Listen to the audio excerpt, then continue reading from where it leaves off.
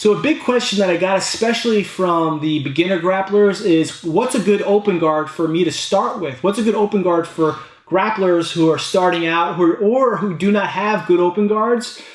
What are good open guards for you to begin with? And I'm going to give you the ones that I believe are good to begin with. Now, this doesn't mean that this is like, this isn't just something that everybody believes in.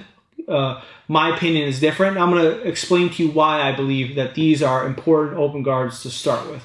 The first one, whether it's gi or no gi, is butterfly guard / sitting guard. When I say butterfly guard / sitting guard, they're essentially the same type of position, but one person, your opponent's either standing or they're not, right? I consider this butterfly guard when he's on his knees, right? To me, this is butterfly guard, right? When he's standing up, right? This is sitting guard here at this moment, but it's essentially the same type of situation. Now, if we go back down, when you're playing butterfly guard and sitting guard, and the reason why I believe this is a very good position to start off with is, one, it doesn't matter what your body type is. You can play this particular type of guard. You can be short, you can be tall, you can be fat, you can be skinny, you can be old, you can be young.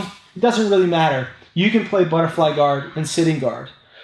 Also, it doesn't matter what your attributes are, right? You can be fast, you can be slow, you can still play a butterfly guard and sitting guard. The other thing is it's extremely easy to get into. Like, I'm literally just sitting in front of the person. Here, boom, I'm either here, I'm here, whatever. It's one of the easiest guards to just start with. The other reason is, especially in training, when you shake hands, right? Boom, boom, you're already playing your game. Another reason is it's one of the #1 positions that you'll possibly reset to when you are trying to escape from retaining a guard or scramble out of a situation, right? So, for example, let's say Russ is going for an over-under pass on me, right? So he's going for an over-under pass, and I push him this way, boom, I get out, I still want to play guard. It's going to be extremely common, even if the person doesn't mean to do this, for them to sit down like this. You will have some people who do this, right? Which for beginners, I don't recommend you do this. And the reason why I don't recommend you do this is because you're not very mobile, right? So going on to that, when you're playing butterfly guard and sitting guard, you're a lot more mobile. I can spin easy. So when Russ goes around to his left, it's easy for me to spin. He goes to his right, it's easy for me to spin. He comes forward, it's easier for me to back up. He's backing away from me, it's easy for me to follow him. So it's also very mobile. Continuing on, of the benefits, I believe, of butterfly guard and sitting guard is it's easier for you to work to your feet, right? It's easy for you to work underneath them. And it's also fairly easy for you to work around them as well. I can, if I want to stand up, it's easy for me to stand up here. It's easy for me to do those things. If I want to work around him, right, I can work on arm drag positions, or I can work on 2-on-1 positions, and so on and so forth. So it's a positive for me in regards to being mobile in an offensive manner as well. This is one of the many reasons. Another reason, right, I'm going on and on and on, is it is one of the only guards, the butterfly guard and the sitting guard, is seriously one of the only guards to where you can get into every single other guard. I can get into X guard, single leg X guard, deep half guard, regular half guard, Z half guard, reverse de la Hiva, spider guard, inverted guard, cross guard, whatever. All from the butterfly guard and the sitting guard.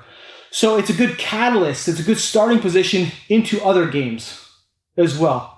I believe it's a good resetting, it's a good foundational, core position, right?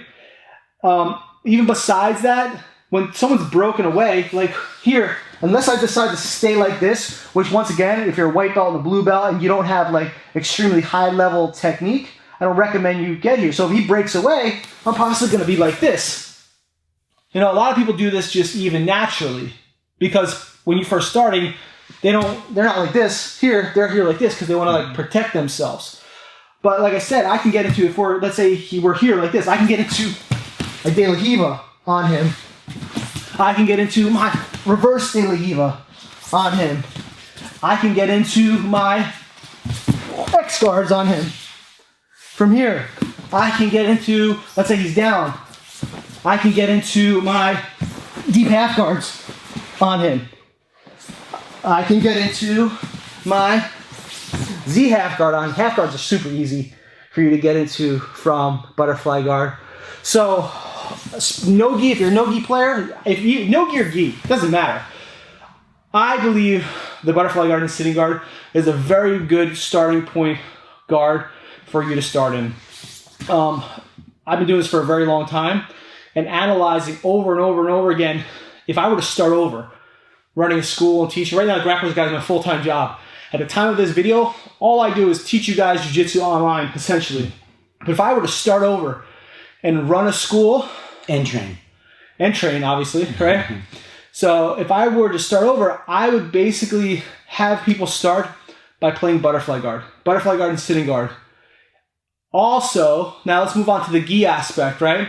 I would also have them play the collar sleeve guard. And the reason for that is because the collar sleeve guard is a good catalyst for the gi specific type of guards. Spider guard, even lapel guards as well. That sets you up for success in regards to getting used to playing with the gi, especially if you want to get used to playing with the gi. So we're going to talk about the collar sleeve guard as well.